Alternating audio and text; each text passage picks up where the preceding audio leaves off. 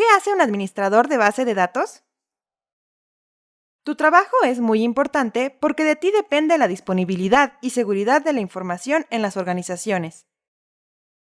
Originalmente, las bases de datos solo se utilizaban para guardar datos en computadoras o servidores especializados. Por ejemplo, para saber cómo iban las ventas de la empresa, quiénes eran los clientes y qué compras se hicieron durante un periodo específico. Ahora, las bases de datos no solo sirven para conocer datos, sino para hacer predicciones del comportamiento de muchos aspectos de una organización. Estas predicciones se logran a través de la transformación de los datos en información estructurada para su posterior análisis y aplicación. En sí, los datos se convierten en conocimiento. Antes de llegar al análisis de datos, hay que dejarlos listos para ser analizados.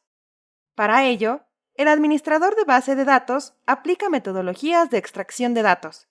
Posteriormente, los transforma en un repositorio de información más eficiente, que permite realizar búsquedas gracias a que la información está enfocada a un objetivo de predicción. Para que la extracción de información en las bases de datos sea lo más eficiente posible, estas deben estar normalizadas. Es decir, todo proceso de modificación debe cumplir con las normas de la organización, de tal manera que el repositorio se alimente de información que cumpla con el objetivo de predicción. Todos estos procesos se realizan con el sistema gestor de base de datos, herramienta primordial del administrador, porque en ella se crea y manipula la base de datos. Como administrador de base de datos, manejarás información que no te pertenece.